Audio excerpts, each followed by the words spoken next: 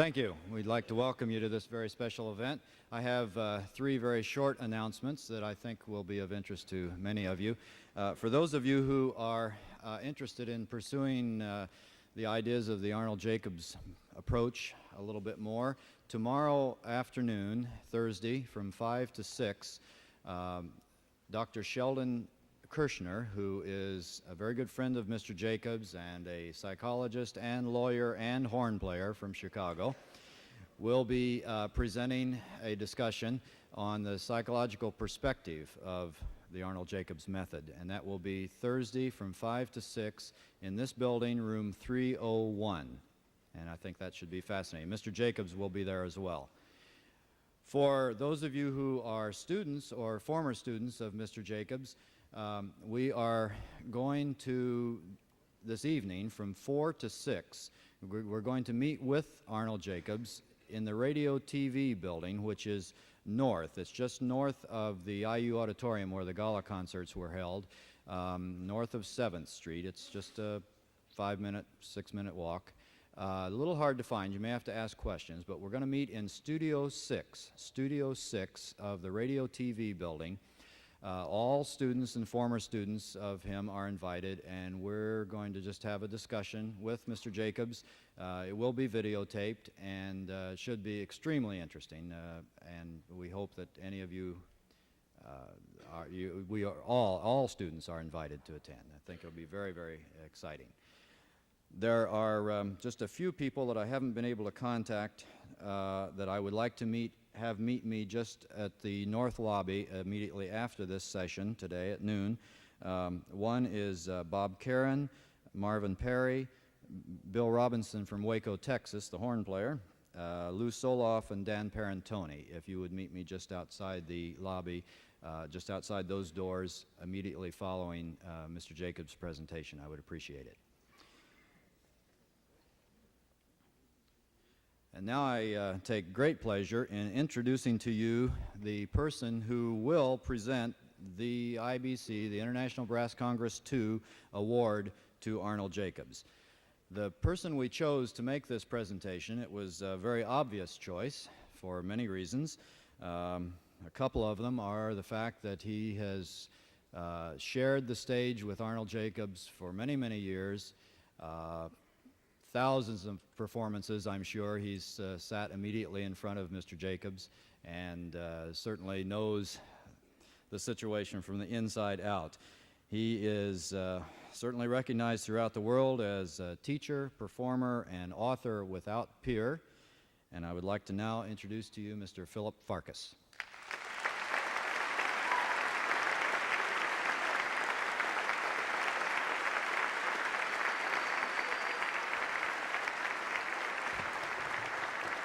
Thank you.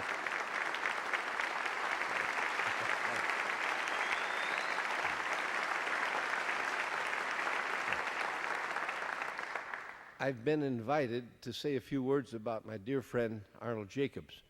I can't think of a finer honor or a pleasanter duty than to have this opportunity to say something about Arnold.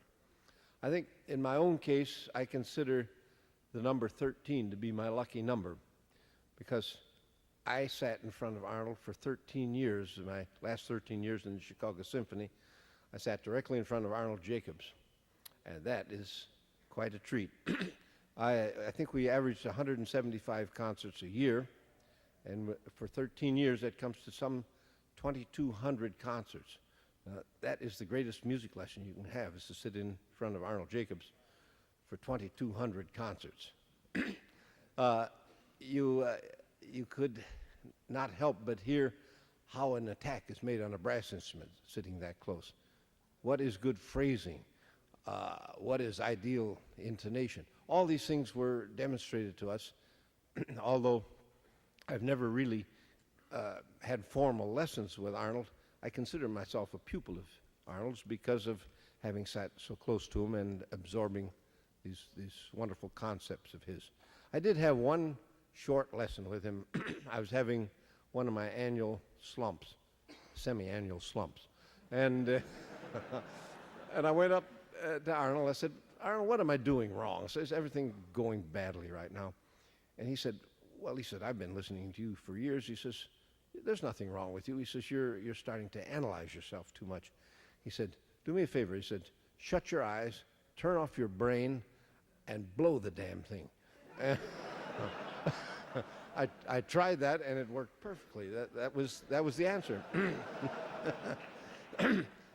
That was a simplified lesson, but of course, Arnold's biggest ability was to take a student and in 1 hour's time zero in on what the real trouble was, and not only zero in on it, but decide what the cure was, the remedy. And I don't know of anyone who could do that quicker and more correctly than Arnold Jacobs. So I would like to have Arnold come out here now and let me introduce him personally. Arnold?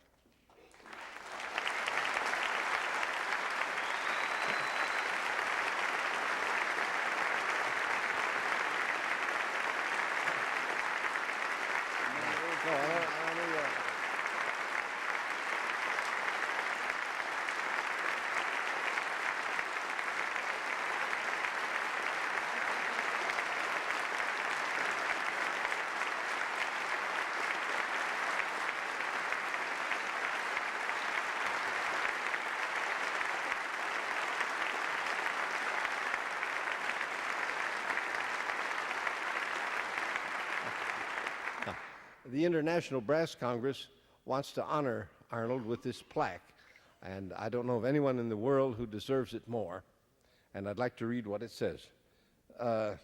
International Brass Congress, June 3rd to 8th, 1984, in appreciation and recognition of the unique and profound contribution over the last 50 years through musical excellence, continuing inspiration to all brass players, and a lifetime dedication to artistic tuba performance, the International Brass Congress presents this award to Arnold Jacobs.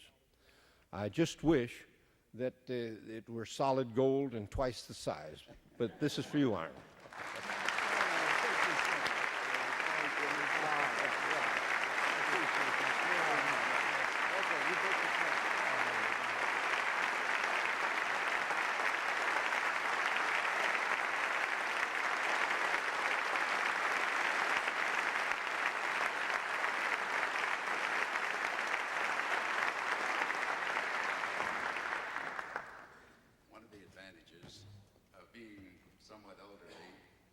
Somewhat infirm is that you get to sit down more. And I'm going to avail myself of this opportunity. This is Sheldon Kirshner, who's going to act as my assistant. This is Dr. Kirshner. I have a very fine assistant here. But if I need any help or if I need any resuscitation, he'll be there to help me out.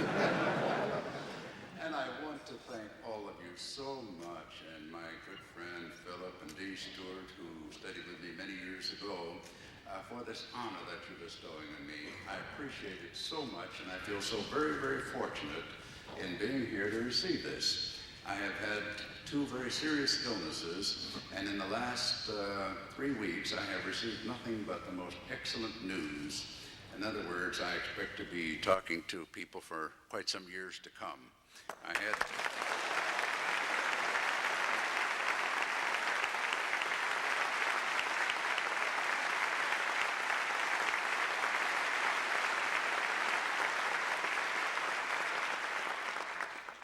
had a cancerous condition develop about 2 years ago, and just recently, within the last few weeks, I was hospitalized, and there was just no trace of it. I wanted to have a champagne celebration in my hospital room, but the doctors and nurses, while they were all for it, just wouldn't allow it. It was right after surgery, but the news was so good, and I felt so good about it, and I'm still celebrating even now. And so if it keeps coming in this way, I don't know how I'll stand it. But I think I should mention a few things as long as I was brought here to discuss a little bit of the aspect of playing in a musical instrument, and can be in orchestral or solo work or whatsoever. But I prefer to kind of talk about the people who play these instruments. And I think so many answers lie in the study of the human being and how they apply themselves to various functions in life, whether it's athletics, dancing, or whether they use their body for so many things. to do this, we have to go into sort of a study of analogous situations. And I like to think in terms of the differences between certain friends of mine, the work that they do. And, well, Dr. Sheldon here is also a lawyer. He's a French horn player and a psychologist and a lawyer. There's three occupations that I suppose there are many elements of similarity in the use of the brain and function, because these are occupations that require a great deal of concentration and thought. I have friends of mine who are artists, who build things. They build with their hands. They are cabinet makers or tool and die makers. I have people that in all walks of life that I've had associations with over the years. And I often think about what must be the differences in, you know, the art form that I'm in and, we'll say, a person who is in construction work, has to design an architecture and so forth. The human brain is a magnificent tool. Those of you who are at the pedagogy workshop on Monday will note that I started talking about this, and I thought I might pursue this a little further and try to clarify my concepts of this, because I do think it's so important. I could sit and play for you, but it wouldn't be very good because of anemia following surgery and this and that. And I can still play. I'm still a member of the Chicago Symphony Orchestra, and I'm improving daily. And if we have time, I'll do a little playing. But I think there's more to offer for young people and those of you who are teachers by trying to understand a little more about yourself and the way we approach the phenomena of music as an art form. If you study machine systems, if you study the structure of an automobile, you find an enormously complex mechanism that's put together by people in the manufacturing business. They put together nuts and bolts and pistons and all sorts of parts that are very complex, and when they're through assembling the complexity of the car, they always put in a control panel in the driver's compartment. So the driver communicates to extremely complex machinery through very simple controls, leaving the driver free to cope with the phenomena of transportation through traffic, destination. You don't have to worry, as a rule, about what's going on under the hood. You press the gas pedal to go faster, or reduce it by giving less gas. You step on the brakes to stop. You steer left, you steer right. But your brain is free to cope with the phenomena of the external environment in relation to your car. The communication to the parts are very simple. What's under the hood is very complex. But I owned a car, the Buick that I'm driving, I owned for about 2 or 3 years before I ever learned to open the hood on the car. I wanted to find out how to check something under there myself one day, and I didn't know how to get the hood open. I had never done it. It was always done for me in a gas station. The human body, if you wanted to liken it to a machine, is the most complex thing on this planet. In other words, the complexity of what we are is of such a it's just frightening. The complexities are enormous. We have physicians who study a good portion of their life to understand the workings of the human body. They are enormously complex. The one thing we cannot do is work with our human body as though we were the mechanic, as though we were in charge of these fiber groups that must function. In other words, the tremendous complexity of this. You have 659 muscles in the human body. 654 are paired as antagonists to each other. There's some variation on these thoughts depending who the researchers are, but this is very basic. That'd be approximately in this range. 654 muscles to maneuver the skeletal structures to permit you to take a glass of water, drink it, and do the things. We just don't think about this thing. If I lift this glass of water, if we put equipment, strain gauges, and were to put it on the musculatures of the body, we would find in lifting this enormously complex contractions coming in various parts of our anatomy so that I don't fall over because of gravitational changes. Because the weight of the arm is heavier than the scapula and back, little muscles have to fasten it down. There are changes in the order of hundreds of changes, maybe even thousands, simply by picking this up. To try to understand this and work your body by knowledge of your muscles is just foolish. To me, I have felt in my studies that the way to go is the recognition that the human brain, as far as complex, that we have levels of the brain that do different things.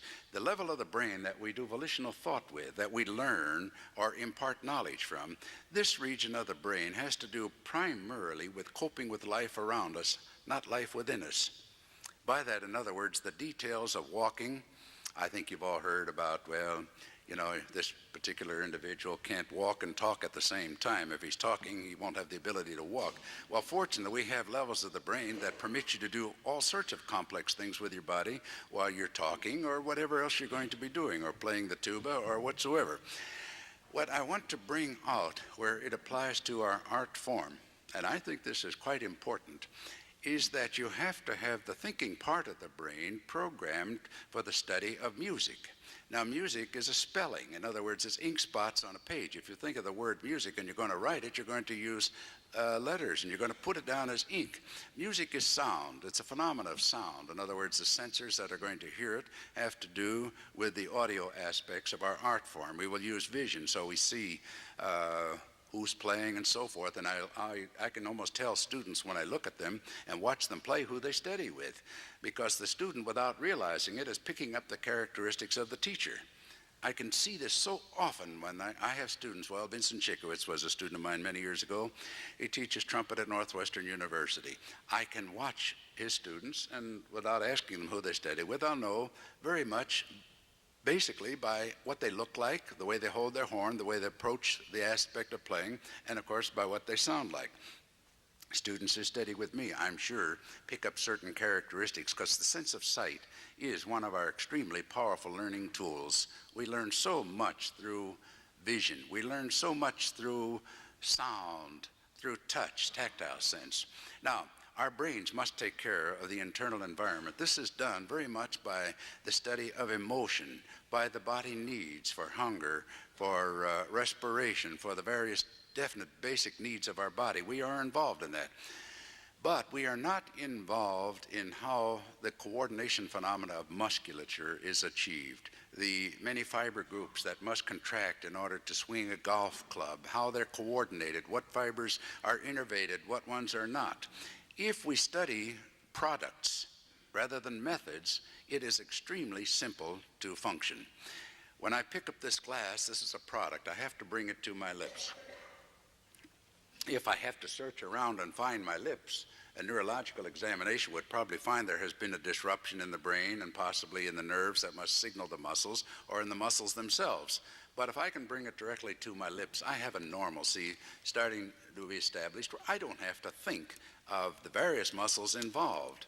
When I play my instrument, I brought some equipment with me today, but these are very simple. I have to be aware of shorting out the microphones because there's a little moisture that comes out with this, but if I play on this,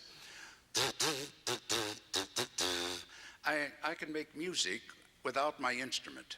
In other words, there's a connection with my brain, and through the seventh cranial nerve, the motor nerve that's going to feed the embouchure, I have developed patterns of response in the embouchure, just like vocal cords in response to thought patterns, where these act like vocal cords. Now, in terms of embouchure, if I play that little message of music, the Carnival of Venice, I could do this, or this, or the clincher.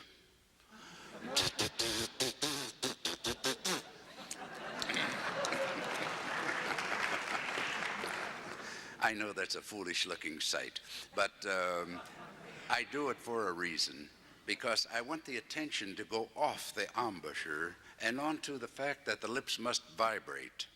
They must vibrate because the horn picks up vibration and amplifies it as sound waves. Air going through the instrument is not amplified. You'll hear a noise of air, but you don't play by air, you play by sound. If we could use electronic stimulation to vibrate the lips, we wouldn't need air, but we would need vibration. Well, unfortunately, we can't use electronics to vibrate our embouchures, so we must use breath.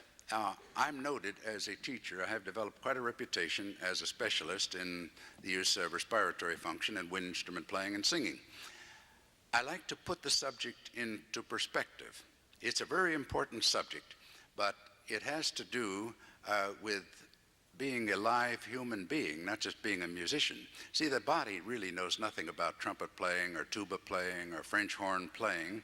These are additives. These are things that we put into our development. But our basic structure is simply to survive on this planet. And what our body does, we make use of some of these factors in order to buzz that mouthpiece or play a trumpet or sing or whatever. But this was not, I don't know about this, but I suspect it was not in the original design, but occurred as a developmental aspect as people continue to survive on this planet. We think of respiration. You can't really study the phenomena of respiration without studying childbirth, strange as it seems. Today, there's more recognition of this in the natural childbirth and what they do with the breath to help. But when you think of the respiratory musculature, it is involved in three phenomena in life. Two have nothing really to do with the direct aspect of gas exchange and respiration, but have to do with the supportative aspect of respiration to downward contracting diaphragms. In other words, increasing intra-abdominal or pelvic pressures. In other words, in childbirth now, which is well known, or defecation, there is a bearing down where a person will take a breath. You watch a small child, he'll take a breath and the face will turn red when they have to eliminate feces. And there's this sort of thing, the face will turn red, you can see the blood pressure going up. They have what they call the Valsalva maneuver, a closing of the larynx, which acts as a stopper to the respiratory system. In the meantime, after having taken a breath, the rib cage will contract and help increase air pressure to push down on a downward contracting diaphragm. If the if the pressure has to be very great, the person will show distress signs very, very quickly. And if you palpate or touch the internal structure of the individual, you'll feel great contraction states in the abdominal region. When these are in isometric contraction of this type, you are getting the potential of vast increase in intra-abdominal pressure. If there's a weakness in the walls of the abdomen or in the inguinal region, you may actually pop tissue. You could have hernia, you could rupture yourself. There are potentials of problems with this that we have to guard against. But it is difficult to use your air in quantity at that time. You can open the larynx and use it under great pressure in small quantity because the muscles are in contraction against each other, and as a result, they cannot move fairly freely in large maneuvers. So it's perfectly all right. This maneuver fits fine in powerful blowing of small quantities, which you would have on piccolo trumpet, you would have on oboe, because you don't need many liters of air per minute flow rate. So it can be put under intensive pressure through this particular maneuver, which in life belongs to the pelvic pressure syndrome. There's another maneuver which we all have, and that would be in certain athletic procedures or combat situations where you harden the frontal abdominal wall. Sheldon, would you come over here a minute so that I can make use of your body? Oh, sure. I thought I was just equipped. Let's go over this microphone if it's still alive. Are we still on the air? Yes, we are now. But I'll use Dr. Kirshner here. How flaccid can you make this? It's pretty flaccid. I'm the doctor. But actually, if you're not using your biceps for anything and we touch it, should be pretty flaccid too. Muscles that are not in use will have muscle tone. In other words, a small number of fibers out of each muscle group will be innervated. But you're not doing anything. So if out of, we'll say there's 1,000 fibers, if 15 or 20 are innervated just to have muscle tone, this is a healthy situation. What I would not want to feel is a powerful contraction as I palpate this region. In other words, that would simply mean that there are large muscle groups that are fighting each other. It will bring about fatigue states. It will desensitize the region in terms of some of the sensitive functions that we need. I touch people in this region quite frequently, and so I'm very familiar. You're overweight, Sheldon.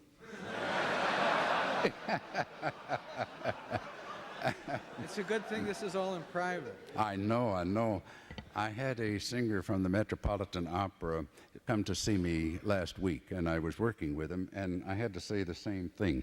I mean, I couldn't even feel the ribs. I was, and you know, to sing that next week.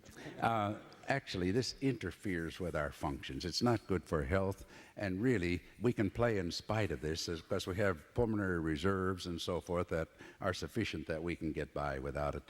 But you have to recognize that in an art form, we are not using the strengths that we have as a, the potential. I could give an example. Ron, could you come up here? I know that Ron Bishop, besides being a splendid musician and the tuba player of the Cleveland Orchestra, is actually basically a fine physical specimen. Do you think, well, I touch him here, everything is just as it should be. Sheldon, please forgive me. Would you permit me to invite a small young lady to come up, and would you lay flat on your back and let me have this young lady come and remove her shoes and stand on your chest and abdomen as a graphic illustration of the power of this particular region of the anatomy? In other words, this young man could easily hold a 150-pound person by going into isometric contraction. These are muscles that are used in respiratory function and wind instrument playing. They have contraction power that is just simply enormous. Then I'll show after this. Would you permit me to do that? You're my teacher. Can I ask some young person, some small person, to come up here without spike heels? And there's... He's all heart. I know. You notice I always have somebody else lie on the floor. I'm too old to enjoy this thing anyway. There we are. Now you see. You'll thank me for this, Ron. Yes.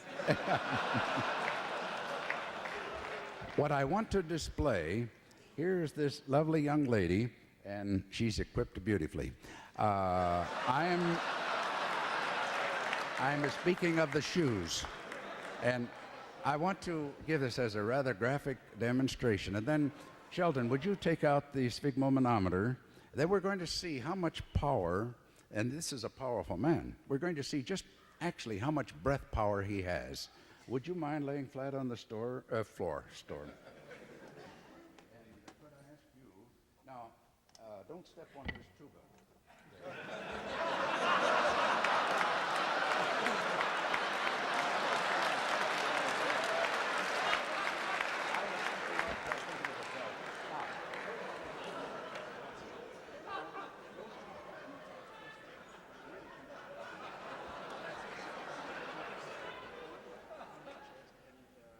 Maybe a better step on the tuba.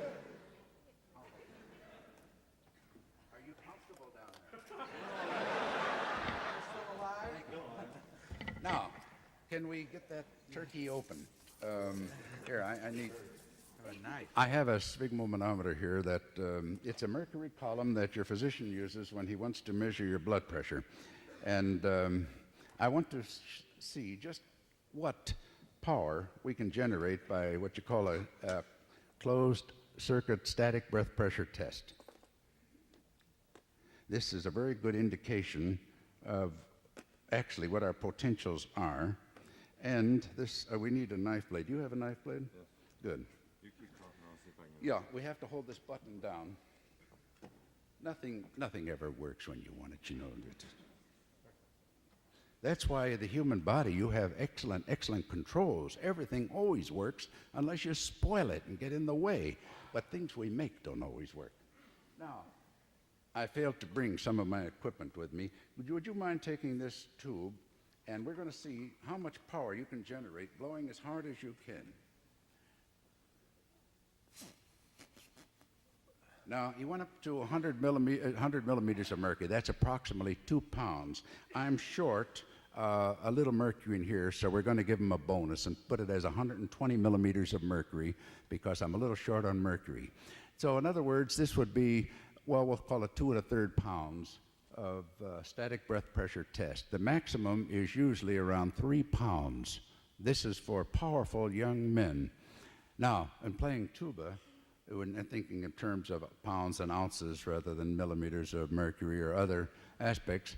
But in terms of ounces, when Ron plays the tuba and we put a little intravenous tubing into the oral cavity, he will be using on a low C maybe approximately 3 ounces of intraoral pressure. I have the figures from research in the book based on dynamic levels. And it'll become 6 ounces in the upper range if it's fairly loud, and the high range it'll be about 12 ounces. Well, here you've got 3 pounds, 2 1/3 pounds. He's not even going to come close to that. On trumpet, playing very loud in the high range, you'll use it all. You may go up to 3 pounds of intraoral pressure. I have players that, when I do closed circuit tests of this type, actually could generate better than 3 pounds. I've never seen it go past about 3 3/4 pounds. But we never use this on any instrument. It's not a question of brute force. Now, what I want to indicate, this young lady weight was supported by muscles that actually in Gray's Anatomy would be listed as muscles of expiration and inspiration. And they're used for other things, of course, in life. But you can't equate the 100 pounds. You weigh about 90 pounds, 100 pounds? Well, there's 100 pounds supported with great ease, wasn't it? It was a pleasure. Of course. I knew it would be.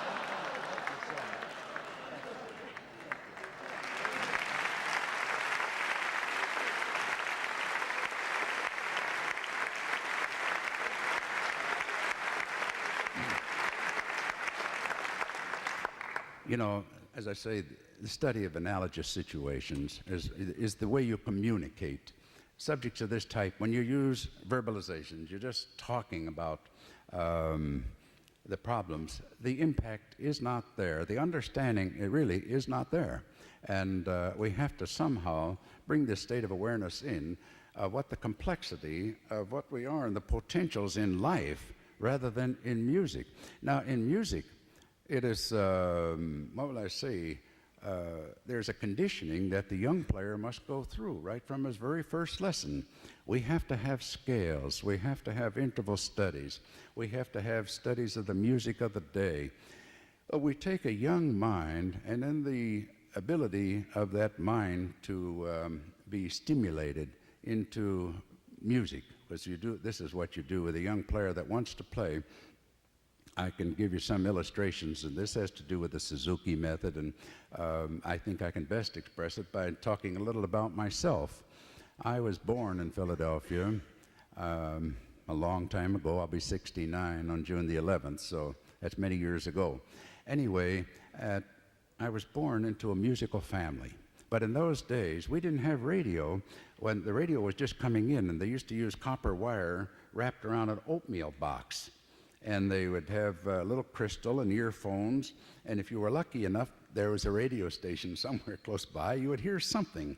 And of course, that meant that we didn't have the advantage of hearing a great deal of music on radio or being exposed to the things that normally you would be exposed to on television and so forth.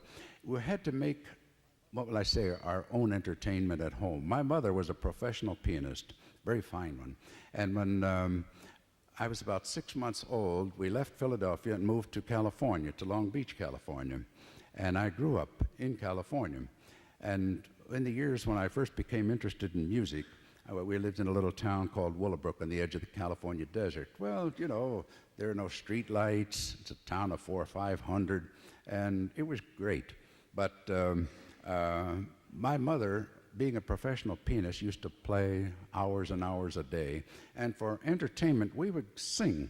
We would get around the piano and sing, but my brain was being flooded with sound. I was not only the recipient of sound, but I had to produce sound because I was using song, which meant the sensors were gathering in information and the brain was getting to receive sound and recognition quite well. But I was also using the psychomotor phenomena of motor activity to influence others through sound. It was in the factor of song. When I was 10 or 11, there was a Boy Scout troop. Anyway, I wanted a bugle. And so my parents bought me a bugle, and my mother would play bugle calls on the piano, and I would listen to them. And I learned to play bugle by ear.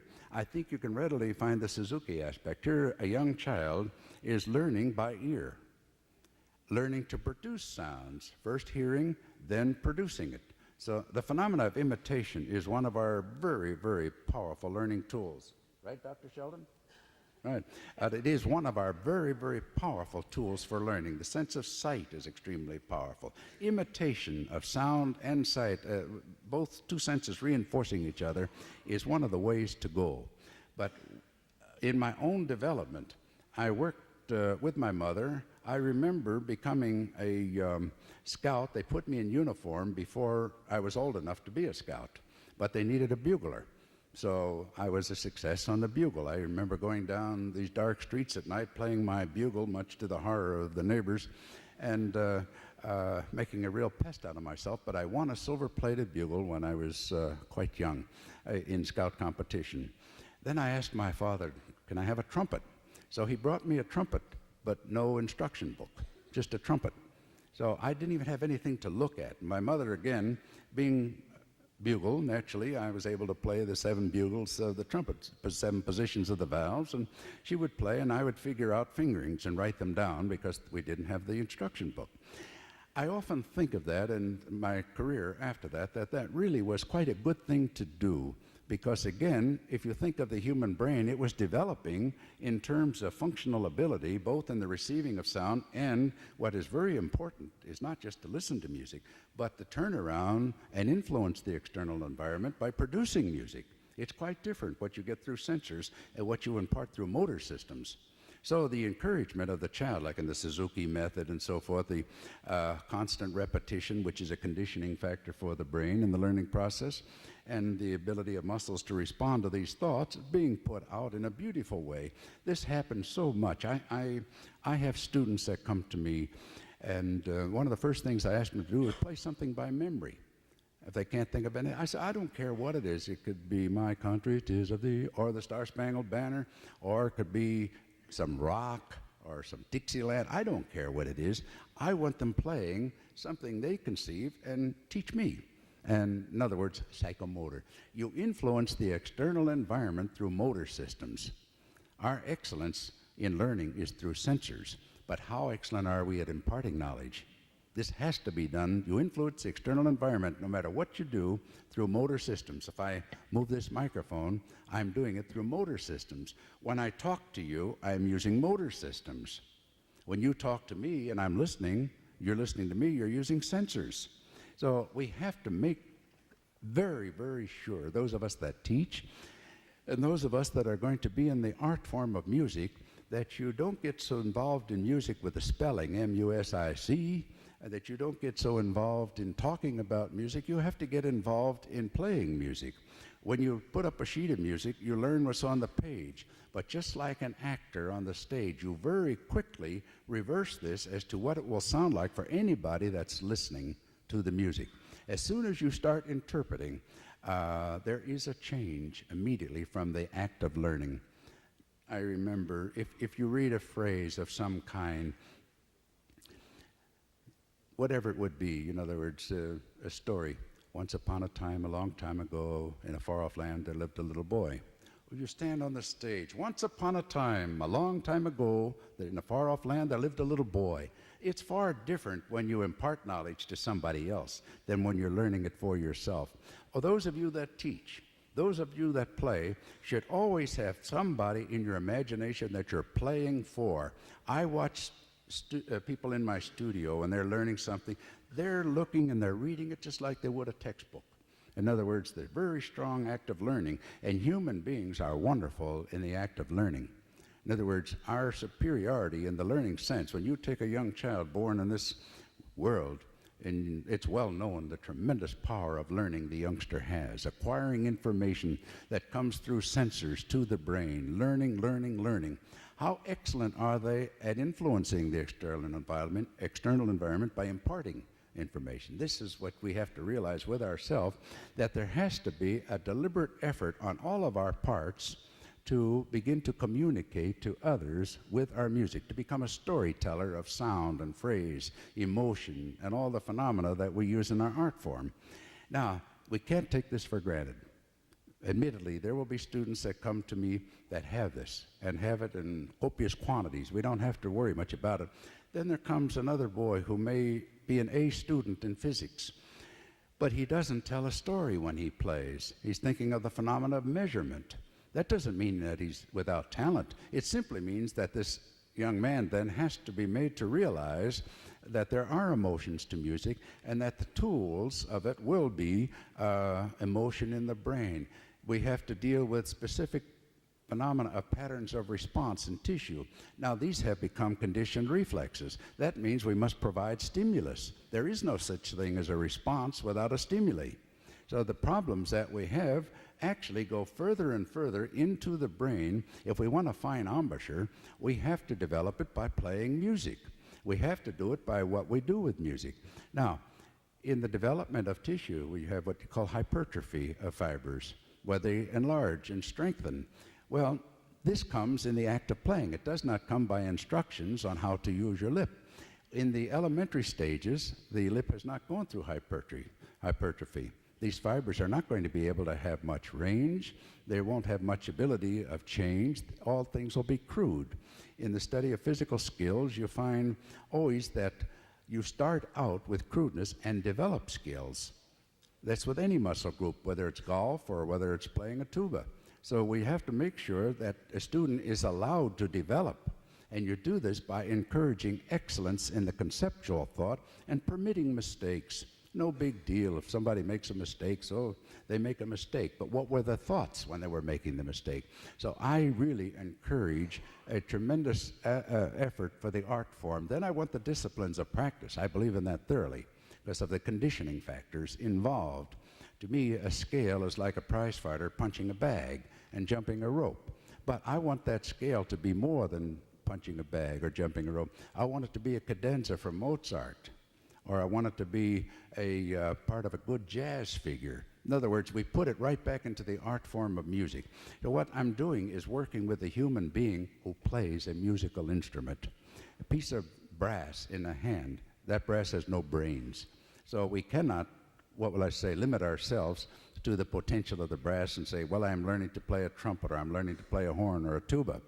You're learning to play music with these instruments. So the dominance is the sound that comes out of the bell. And it's like circuitry in electronics. You conceive the sound you want, either by imitating the teacher or a colleague or a record, but you conceive, and then you listen to find out if you sound like what you want to sound like. The important thing is not what you sound like, it's what do you want to sound like. I put it on the basis of 85% of the intellectual approach to music is conceptual thought. 15% is the readout that comes out the bell of the horn, which is sensory. In other words, what do you sound like? To me, I have people that come that only listen to themselves. They're not conceiving. Well, the horn has no brains.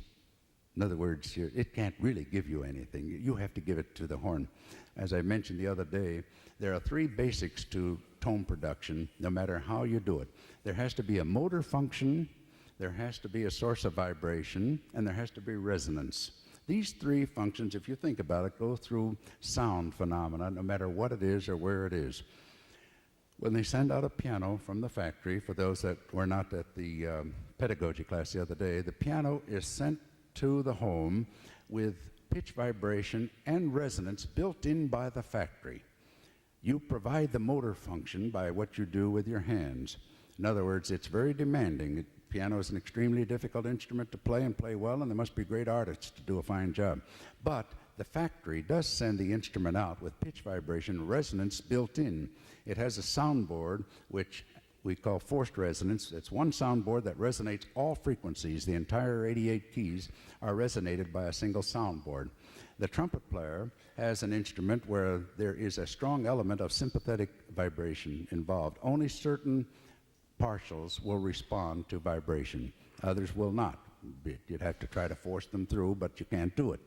A half valve, you might get something through. But basically, the instrument, you have to send in a frequency of vibration that the horn can resonate, which means amplification of sound.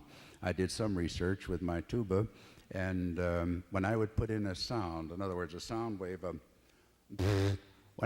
that would come out the bell of the horn, that would have amplified about 20 decibels. which is an enormous amplification of the amount of vibration that went in. But I'm sending, and out comes bum, bum, bum, bum. It's a big sound, you know, because it is amplified by that instrument. Now, we have to bring into recognition that all brass players actually sing with their lips, and the horn has acoustical laws that must be obeyed, but you must send in the right note. It'll deflect in the lower range of the instrument where the partials are fairly wide apart. You'll find that you're able to get the notes because they are easier to come out on a low C and a G in a middle C or B flat, F and B flat. To get between them, you'll have to work like the Dickens to try to force anything out. But if you want resonance, you have to send in the right note. In developing, I have to be careful that I don't talk too much because I know there are other things going on right after this. And I do want to open this to questions. I see it's already 11:53. Let me stop here and have some hands and see if you want me to amplify or go into any other factors that I may not have touched on now. Let's do that now. Any questions? Yes, sir.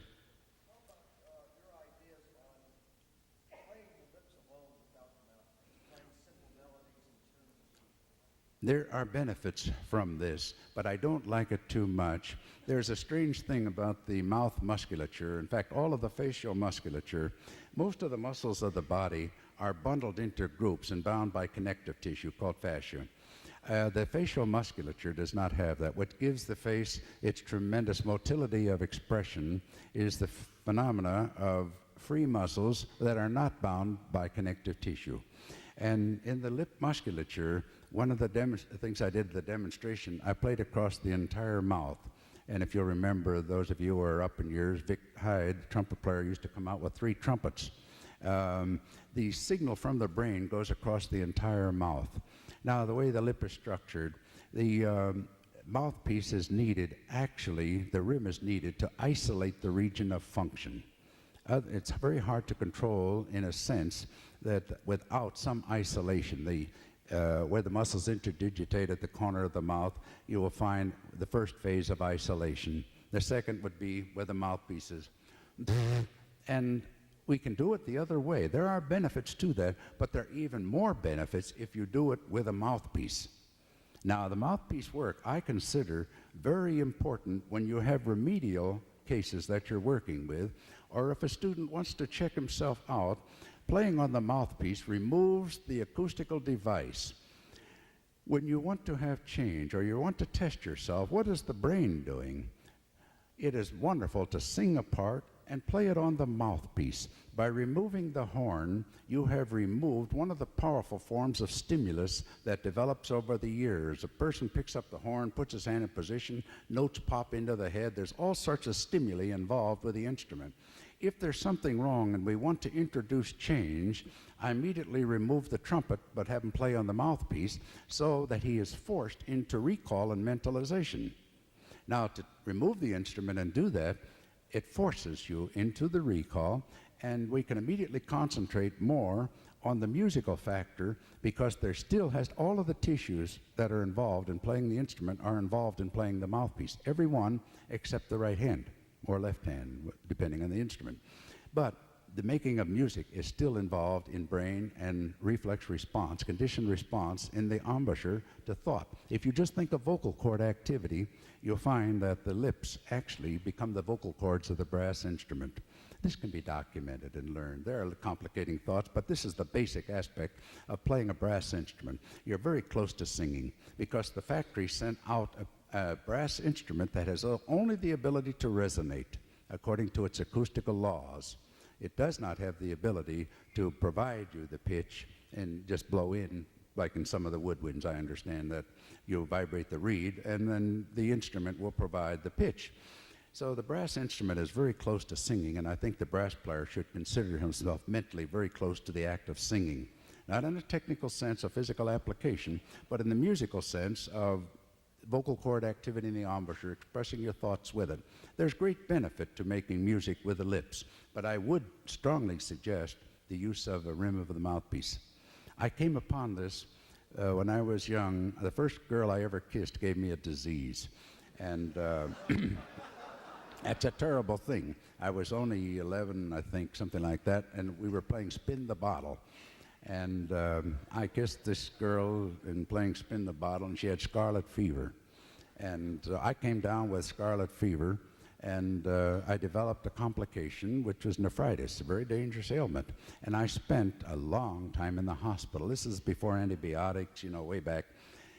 And the treatment was very rough, hot packs that make you sweat and give you digitalis to keep the heart going. And anyway, when I began to feel better and I was off the critical list, my mother brought my mouthpieces down, and I drove everybody crazy. I played on the mouthpieces, everything I could think of, and I had a large musical background from my mother's playing, and I would play Poet and Peasant Overture on the mouthpiece and all sorts of songs that we'd sing, and Arbin's trumpet music and so forth. When I came out of the hospital a couple of months later, and I picked up the trumpet, it took me a couple of moments to find the partials, but I played better than when I went in. And I realized this is a fabulous tool, and I use it a great deal in teaching. When I want to focus on the mentalization, I have to create strangeness. If we want to change a situation of response, you don't do it by the study of the muscle that's responding. You do it by the study of the stimuli that's causing the muscle to respond. You must change the stimulus in order to change the pattern of response. To do that, you introduce strangeness, or you can't create change. If everything feels the same, and it's not going to change. The first student will be frustrated, but he can't do anything. He has to alter the motivation. Now, let me have some more questions. We have a few moments for it. Anybody want to know, pick my brain a little? Yes. Besides breathing in large volume and trying to relax, what helps to breathe freely and steadily? The key to inhalation, again, is to go back to the study of the human being, and don't go to the study of respiratory functions based on the machine, but to find the ability to inhale based on suction with minimal friction. In other words, suction is the clue for the diaphragmatic descent. If you were to fluoroscope a person taking a breath based on the free movements of air and of this type, you will find that there's a center of the brain that has wonderful, wonderful efficiency that you're communicating with. You're ordering a large volume of air into the mouth. You're not guiding it based on the physical phenomena of what we know, according to Boyle's law, to be the enlargement phenomena of the thorax. So you're going to the psychological attitudes of respiration. And yawning without opening your mouth wide is a wonderful tool. Very little strength involved. What we don't want is resistances. Now, I do have some devices here while we have just a moment. Sheldon, would you? Just maybe some of you have seen these before, but there's a young man in Las Vegas, I think it's called Casino Enterprises, and his name of all things is Howard Hanson, and he does not conduct. But he makes these respiratory devices, and they sell rather cheaply. They are not versatile in terms of flow rates, and it takes about maybe 10 ounces of negative pressure to pull this ball up. Now you have to blow it up, excuse me, I'd be in the wrong direction.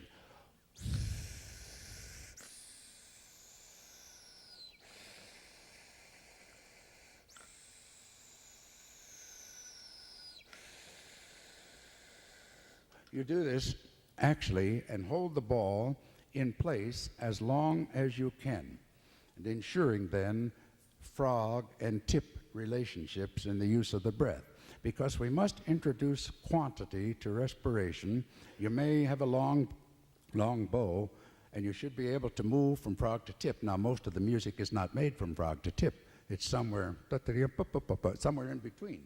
And the same thing here. We don't use the extremes of filling or the extremes of emptying. The excellence comes somewhere in between. But there is a large volume of air. The potentials run from maybe the little lady that was just here, probably about 3 liters. And some of you large men are going to be 7 liters. In other words, the variation in individuals in quantity is enormous. And I have the blackboard here. Usually my lectures take about 2 hours because I like to go into diagramming these and making a visual presentation for better understanding. But there won't be time to do that today, so you have to take me sort of on faith on this. But we need to have the ability to move large quantities of air in and out of the mouth.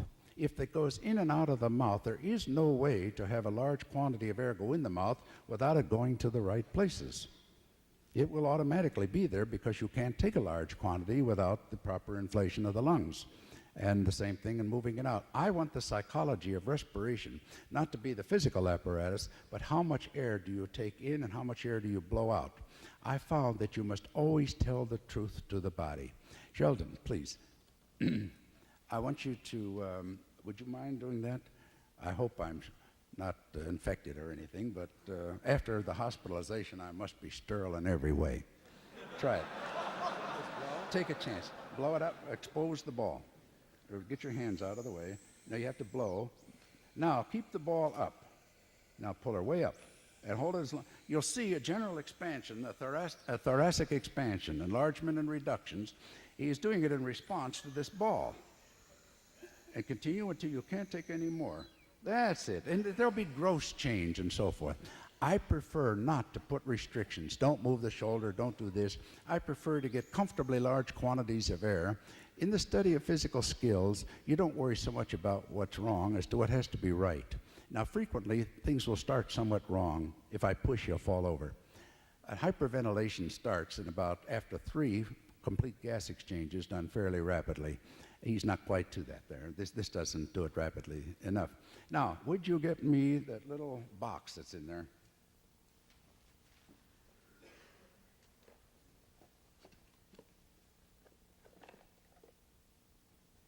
No, we'll take a tube instead.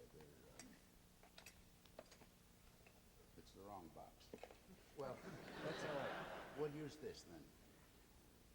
By introducing a tube in the mouth of one of your students, or those of you that are interested in this subject, and yawn through it, just a huge, but do it as freely and as weak as you can, and put it well into the oral cavity so that the tongue cannot block it. Now just let it out free. Now suck the air, but gently. Now again, you'll see the same pattern of enlargement coming in. In other words, he's taking large volumes of air and taking it with minimal effort. The main thing is this region of the anatomy could, through isometrics, generate 150 pounds of contraction.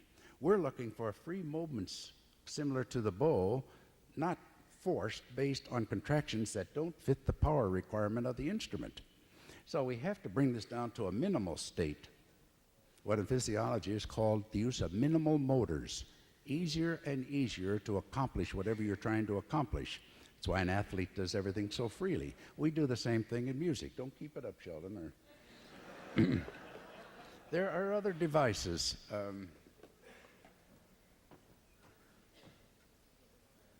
This is a little gadget here that actually measures flow rate according to quantities of air. It has a specific size. And it's like a duck call. It's very easy to use. We're just going to set it at 180 liters per minute. Sheldon, would you be so kind as to blow through that? You'll hear a squawk. Don't cover the holes with your hands. Don't break it either. Now breathe in, and you'll hear, open the holes. It has to be on the 3. That's on 3. Now suck air through it. Now we hear sound, and of course we know then once that sound activates, that he's moving a specific volume of air. These things, I think, are under $10. Anyway, would you move 480 liters per minute now? Hold it by this unit here. Now blow through it first. You're just barely making it. Just barely making it. There's a considerable volume. Would you put it in further? Now breathe in.